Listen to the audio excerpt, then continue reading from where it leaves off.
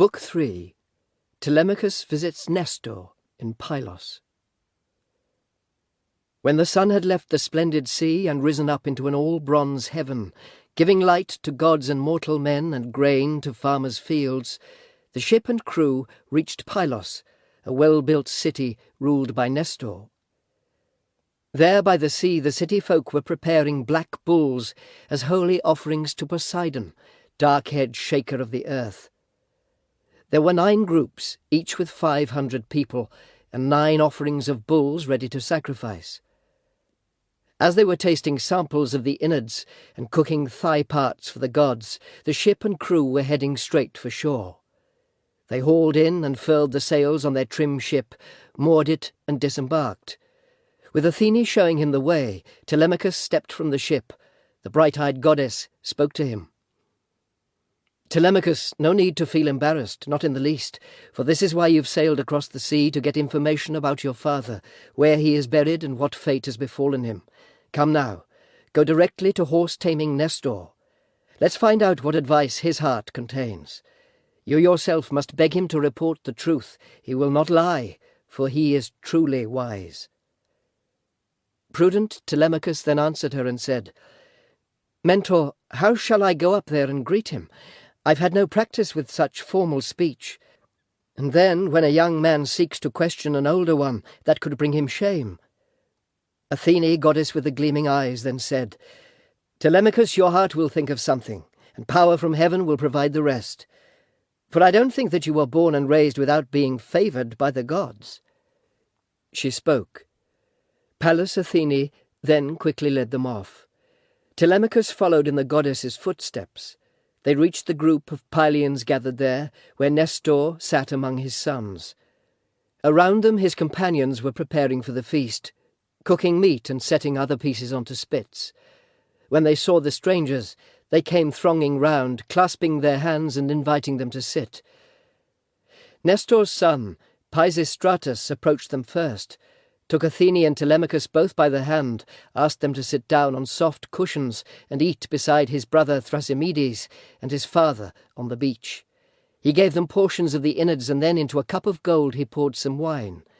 He made a toast to Pallas Athene, daughter of Aegis-bearing Zeus, then said to her, "Stranger, you must now pray to Lord Poseidon, for the feast which you have chanced upon is in his honour.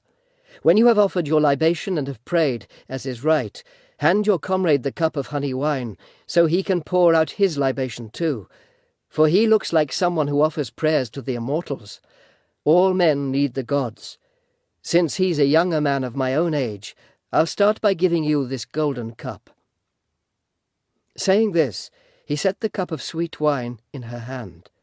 Athene rejoiced at such a wise and righteous man, because he'd offered the gold cup to her first. At once she made a solemn prayer to Lord Poseidon. "Hear me, Poseidon, you who enfold the earth. Do not hold back from bringing to fulfillment those events we pray for. And to begin with, give Nestor and his sons a glorious name, and then grant all other men of Pylos a pleasing recompense in answer to these lovely offerings. And in addition, grant that Telemachus and I get back, once we've accomplished all those things for which we came here in our swift black ship." That's the prayer Athene uttered then, while she herself was taking care that everything would work out well. She gave Telemachus the fine 2-handled cup. Odysseus' brave son then made a prayer like hers. Once they'd finished roasting the uppercuts of meat and pulled them off the spits, they served out portions and had a sumptuous feast. When every one of them had taken food and drink to his own heart's content, Nestor the Gerenian horseman began to speak. "It seems to me that it's a good time now to ask our guests to tell us who they are, now that they've enjoyed our food. So, strangers, who are you? What country did you sail from when you set your course across the water? Are you on business? Or are you roaming on the seas at random like those pirates who sail around, risking their own lives and pose a threat to men from other lands?" Then shrewd Telemachus spoke up in reply, and boldly too, because Athene herself had put courage in his heart, so he might talk about his absent father and acquire for himself a noble reputation. Nestor, son of Neleus, great glory of Achaeans, you asked us where we come from, so I'll tell you. We're from Ithaca, below Mount Nion. My business, which I'll speak about, is private, not a public matter. I am pursuing widespread rumours of the brave Odysseus, my father, who, they say, fought at your side and utterly destroyed the Trojan city. We have heard reports about the others, all those who went to war against the Trojans, where each met his bitter fate. But Zeus, son of Cronos, has made Odysseus' death something unknown, for none of us can say with any confidence where he was killed, whether he was overwhelmed by enemies on land or killed at sea by waves stirred up by Amphitrite. That's why I've come to sit now in your home, for there's a chance you could tell me something of his death, which you may have seen with your own eyes. Or perhaps you've heard about his wanderings from someone else, for his mother bore him to go through trouble more than any other men.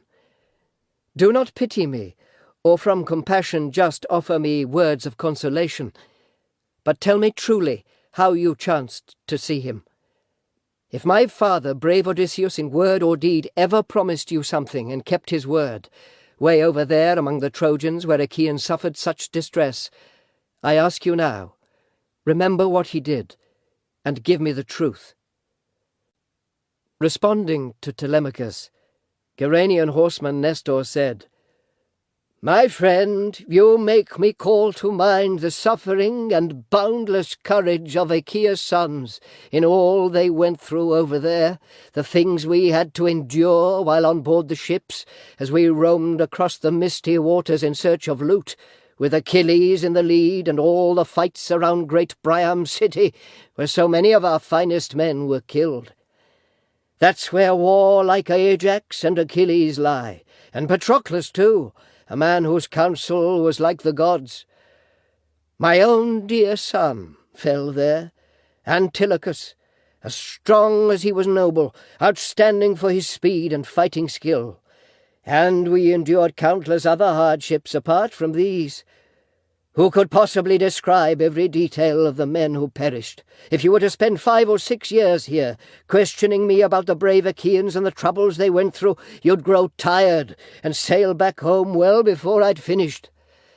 9 years we spent scheming to bring them down with every sort of trick.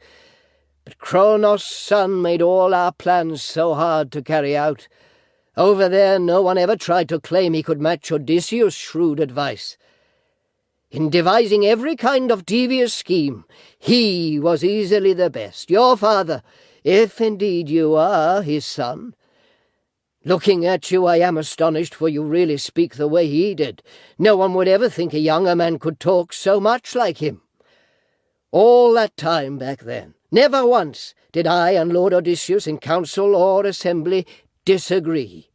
We spoke with a single heart and gave the Argives wise and useful views about how those events would best turn out.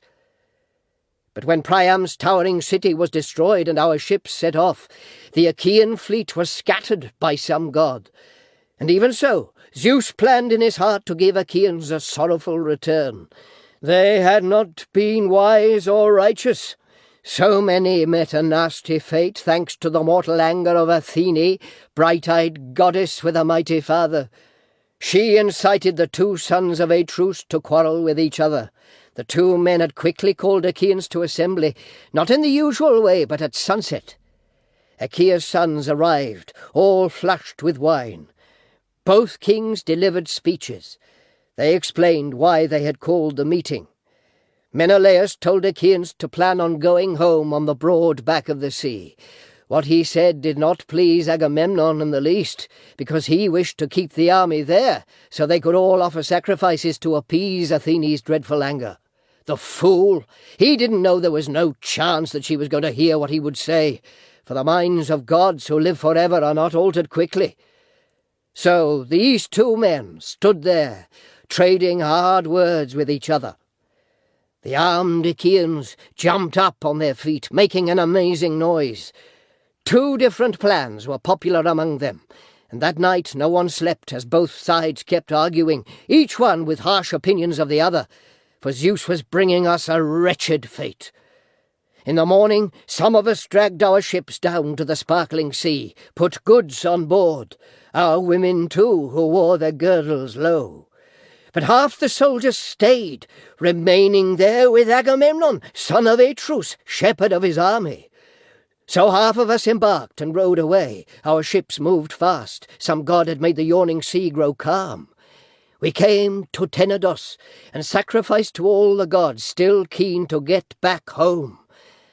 But Zeus had not yet made up his mind to let us all return, a stubborn god. He stirred up a second nasty quarrel.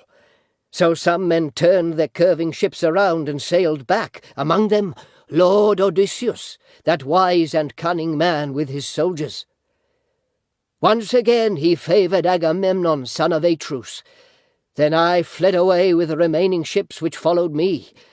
I knew a god was planning something bad, and Diomedes, warrior son of Tydeus, urged his comrades on to act as we did. Fair-haired Menelaus and his ships sailed later.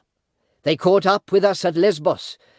We'd been arguing about the major stretch. Should we sail to the north of rugged Chios toward the island of Syria, keeping Chios on our left, or take the southern route, below Chios and past stormy Mimas? So we asked a god to give us a sign. He did, and ordered us to carve our way across the great sea straight to Euboea. That way we would escape from trouble as quickly as we could. A blustery wind began to blow, and so our ships moved fast across the fish-filled seas. That very night we landed at Geraestus, where we offered many bulls' thighs to Poseidon, our thanks for crossing the great sea. On the fourth day, the crews of Diomedes, son of Tydeus, tamer of horses, berthed their well-built ships in Argos, but I sailed on to Pylos. Once a god sent that wind to blow us home, it never once let up, and so, my lad, I made it back. But of the Achaeans, the ones who died and those who got back home, I didn't learn a thing. I just don't know. But what I have found out, as I've sat here in my own home, you'll hear. You have that right. I'll not conceal it from you. People say great spear-fighting Myrmidons reached home safely, led by the glorious son of brave Achilles, as did the noble son of Poeas too, Philoctetes. And Idomeneus took all his comrades back to Crete, the ones who'd made it through the war. Not one of them was lost at sea. As for Agamemnon, although you live a long way off, you've heard of his return, how he came home, and then how Aegisthus planned his cruel slaughter. He later paid a terrible reckoning. That's why it's good for any murdered man to leave a worthy son. For Orestes got his revenge against his father's killer, sly Aegisthus, who'd killed Agamemnon, that splendid man. And you, my friend, I see that you're a strong, fine-looking man. But you must act with courage, so those born in future years will say good things of you. Shrewd Telemachus then said in reply, Nestor, son of Neleus, great glory of Achaeans, yes, indeed, that son got his revenge. Achaeans all will celebrate his fame and sing of it to men in years to come. If gods would only give me strength like that, so I could pay these haughty suitors back, they bring me such distress. In all their pride they keep on plotting wretched things for me. But happiness like that the gods deny me and my father. But now, in spite of that, I must keep going. Gerenian horseman Nestor then said to Telemachus, My friend, since you mentioned this and made me think of it, they say that many suitors in your home, seeking to become your mother's husband, keep devising wicked schemes against you over your objections. So tell me this. Are you being oppressed with your consent, or in response to what some god has said, have people turned against you? Who knows whether Odysseus will return some day to pay them back for all their violence, either alone or with a combined force of all Achaeans? Ah, how I wish Athene with her bright eyes were willing to love you the way she cared back then for fine Odysseus in the land of Troy, where we Achaeans had to undergo such grievous times. For I have never seen the gods display their love so openly as Pallas Athene did supporting him. If she was keen to love you in that way, and to take you to her heart, those suitors would soon forget about the marriage." Shrewd Telemachus then answered Nestor, saying, "Old man, I don't think what you've described will ever happen. What you have said is too much to expect. I am surprised you mention it. I entertain no hopes that it could happen to me, even if the gods themselves were willing." Then Athene, the bright-eyed goddess, answered him, "Telemachus, what a speech just passed the barrier of your teeth! A god could easily bring someone home from a long way off if he wanted to. But I'd prefer to go through many hardships and then see the day when I got back and reached my home, than to complete my trip only to be butchered by my own hearth the way that Agamemnon was cut down, tricked by his own wife and by Aegisthus. But the gods cannot protect a man from death, which comes to all, even ones they love, once the destroying fate of a harsh doom has seized him." Shrewd Telemachus then said in answer to Athene, "Mentor, although we're sad, let's not discuss this further. For him there'll be no more returning home. No. For by this time the immortal gods have planned some dismal fate for him. I'd like to change the subject and ask Nestor something. He's a righteous and intelligent man, more so than others. He's been king, they say, over 3 human generations. To me, as I look at him, he seems immortal. O Nestor, son of Neleus, tell me the truth. How did wide-ruling Agamemnon, son of Atreus, meet his death? And where was Menelaus? As for Aegisthus, that deceitful man, what did he devise to kill a man much finer than himself? Was Menelaus not in Achaean Argos, but wandering round some foreign land? Was that what made Aegisthus brave enough to carry out the killing?" Gerenian horseman Nestor then answered Telemachus and said, "My boy, I'll tell you all this, and speak frankly too. You yourself obviously understand what would have taken place if Menelaus, Atreus' fair-haired son, had come home from Troy and found Aegisthus living there in his own house. He would have killed the man.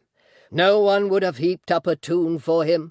He'd have been eaten by the dogs and birds as he lay on the plain outside the city, and not one of the Achaean women would have lamented him, the one who planned the monstrous act.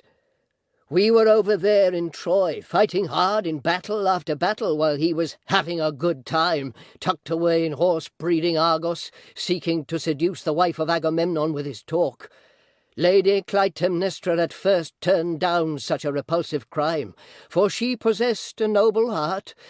Besides, she had with her a singer whom the son of Atreus had firmly charged to watch out for his wife when he'd set out for Troy. But when fate sent from the gods caught her, and she succumbed, Aegisthus took that singer far away, to a deserted island, and left him there a trophy for the birds to prey upon.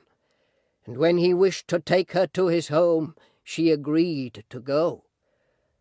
Then Aegisthus burned many thigh-cuts on the holy altars sacred to the gods, and offered up all sorts of treasure, woven goods and gold, for he had managed a tremendous act, something his heart had never dreamed of. Well, once we left Troy, we sailed together, Menelaus and myself. At the time our relationship was very friendly, but when we came to holy Sunium, the Athenian headland, Phoebus Apollo, with his gentle shafts, struck down and killed Menelaus' helmsman Phrontis, Onetor's son, as he gripped the steering oar on the swift-moving ship. He was a man preeminent among the tribes of men in piloting a ship through stormy winds. Now, though Menelaus was still very keen to keep going on his trip, he stayed there to bury his companion and provide the funeral rites. But when he relaunched his hollow ships upon the wine-dark sea and quickly reached the steep crag of Malea, then far-seeing Zeus carried out a scheme to make his voyage dreadful. He sent down blasting winds and huge waves like mountains. Splitting Menelaus' fleet in two, Zeus pushed some to Crete, where Scythians live beside banks of the river Iardanus. There's a steep cliff there, a rock facing the sea right in the misty surf on Gortin's borders, where the southwest wind smashes mighty waves against the promontory on the left by Phaestus. A small rock in that spot holds back the mighty waves. Some of his ships came there. After making desperate efforts, the men escaped destruction, but on that rock the ships were smashed to pieces by the waves. The wind then drove 5 other dark-nosed ships over the waves and carried them to Egypt, where Menelaus and his ships then sailed among some folk who spoke a foreign language, gathering plentiful supplies and gold, while at home Aegisthus planned the murder. After he had killed the son of Atreus, he ruled gold-rich Mycenae 7 years. Under his kingship people were oppressed, but in the 8th year brave Orestes came back from Athens. Bad news for Aegisthus. Orestes slew his father's murderer, sly Aegisthus, because he had cut down his famous father. Once he'd killed the man, he held a funeral feast for all the Argives in remembrance of his hateful mother and cowardly Aegisthus. That same day, Menelaus, so good at battle shouts, arrived bringing large amounts of treasure, as much freight as his ships could carry. So, now, my friend, you must not wander off and stay away from home too long, leaving your possessions there with such arrogant men in your own house, in case they take over all your wealth or eat it up. That would make your voyage here quite useless. I'd urge you, and this I strongly recommend, to go to Menelaus, for he's just come home from foreign places very recently, when no one in his heart had any hope he might be returning from those people. For stormy winds had driven him off course at first, into a sea so large that birds take a year or more to fly back from there. That's how huge and terrifying it is. But you and your companions should leave now in your ship. If you'd like to go by land, there are chariots and horses here for you. My sons will help as well, and be your guides to fair-haired Menelaus, where he lives in noble Sparta. Make sure you ask him to speak to you and to be quite candid. He will not lie, for he is far too wise." As Nestor finished, the sun was going down, with darkness coming on. So Athene, the bright-eyed goddess, said to them, "Old man, what you've just said is true and relevant, but now you should slice out the victims' tongues and mix the wine so we can make libations to Lord Poseidon and to other gods, and then think of rest. It's that time of day, for now the light has slid below the darkness, and it's not right for us to linger here at a banquet for the gods. We must get back." Zeus's daughter spoke, and they heard what she had said. Heralds poured out water for them to wash their hands, and young boys filled up wine bowls to the brim with drink, served everyone, serving wine out in the cups, the first drops for libations. They threw the bulls' tongues on the fire, and, standing up, poured out their offerings. That tribute made, they drank wine to their heart's content. Then both Athene and godlike Telemachus wished to get back to their hollow ship, but Nestor, wanting them to stay, appealed to them and said, "Zeus and other eternal gods forbid that you should leave my home for your fast ship, as if you were departing from a man who has no clothes or wealth, some pauper whose home has no rich store of clothes or blankets to give him and his guests a gentle sleep. No, my house has coverlets and lovely rugs. Surely the dear son of brave Odysseus will not lie down to sleep on a ship's deck, not while I'm alive and still have children left in my own halls to welcome strangers, whoever visits me in my own home."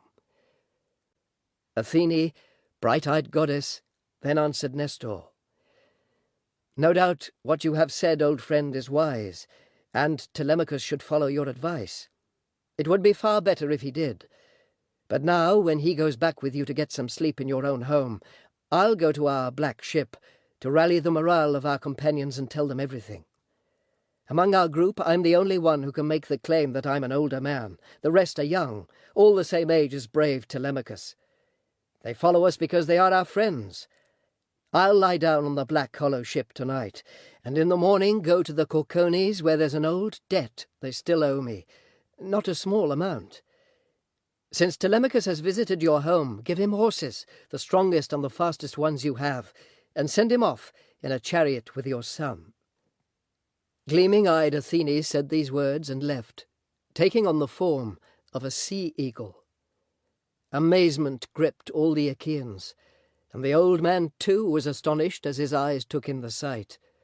He grabbed Telemachus's hand and said to him, "My friend, I don't think you'll turn out to be a bad or feeble man if gods follow you to be your guide when you're so very young.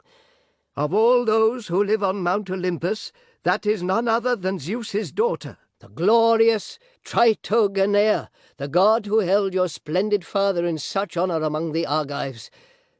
But now, dear goddess, be gracious, and give me a noble fame, me, my children, and the wife I cherish, and in return I'll sacrifice to you a broad-faced heifer still unbroken, which no man yet has put beneath the yoke.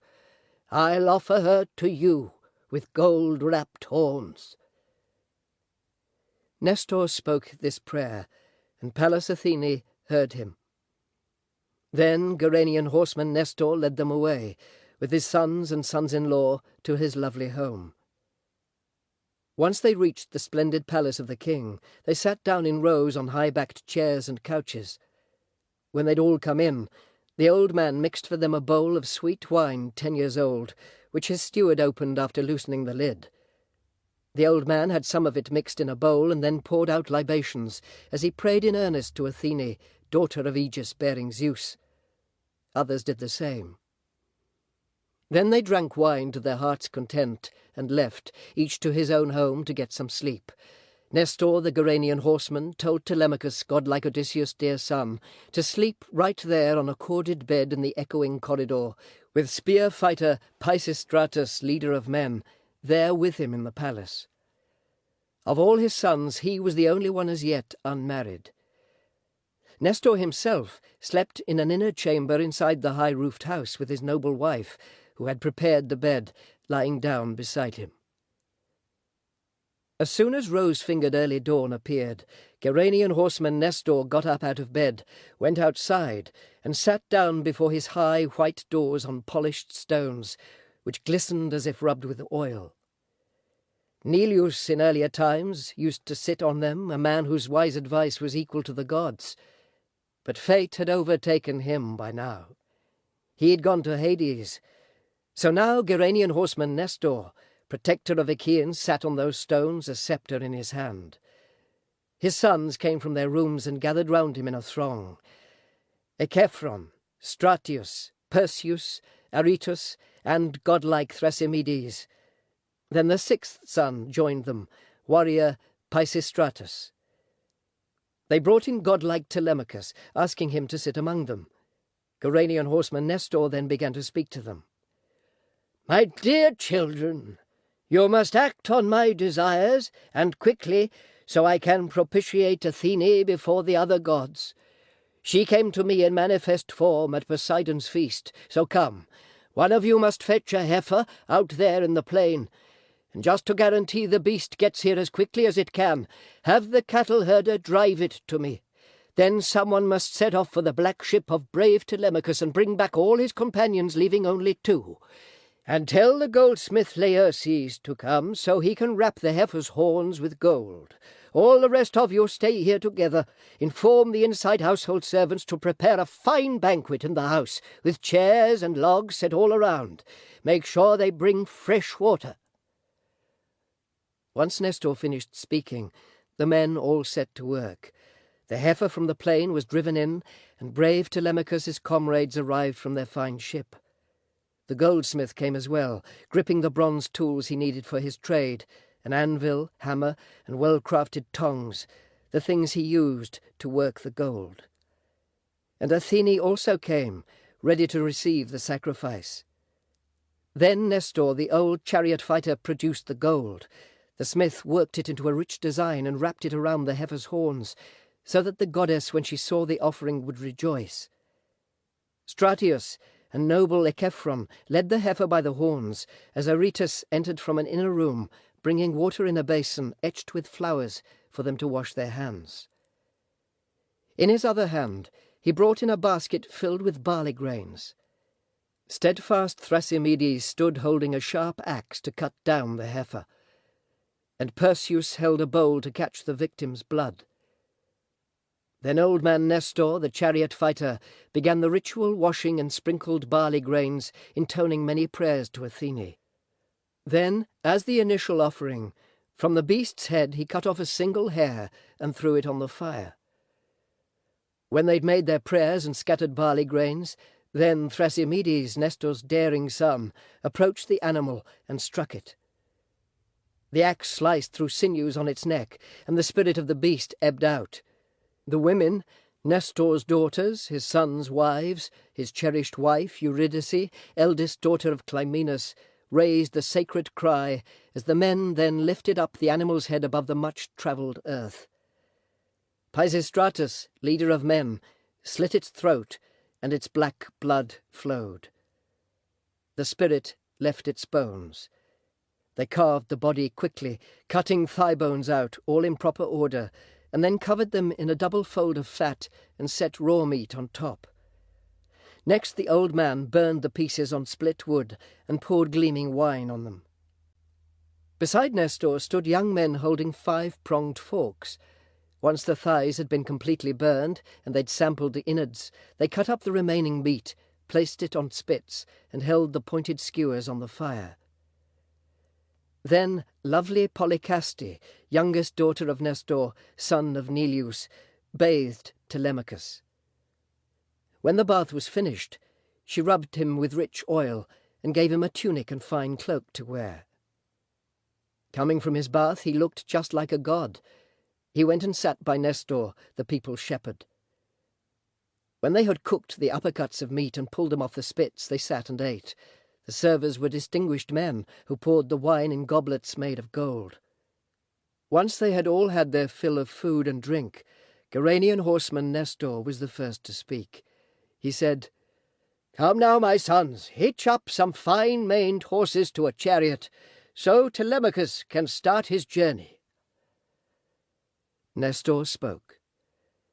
They heard and carried out his orders, eagerly and quickly harnessing swift horses onto the chariot. In it a servant woman stored bread and wine, and special delicacies, assortments that those kings Zeus cherishes eat with delight. Then Telemachus climbed up inside the splendid chariot, and Nestor's son, Pisistratus, leader of men, stepped up beside him in the chariot, grabbed the reins, and then cracked the whip. The pair of horses raced willingly across the plain, leaving the steep citadel of Pylos. All day long they rattled the yoke and harness on their necks. Then the sun set, and darkness covered all the roads. They reached the home of Diocles in Pherai. He was Ortilochus' son, whose father was Alpheus, and there they spent the night. Diocles offered them the hospitality he owed to strangers who stayed there as his guests. As soon as rose-fingered early dawn appeared, they hitched their horses, climbed in the splendid chariot, and set off from the echoing portico and gate. With a touch of the whip, the horses raced along, eager to run. The two men reached plains full of wheat, in a hurry to complete their journey, so quickly did their pair of horses pull them onward. The sun then set, and all the roads grew dark.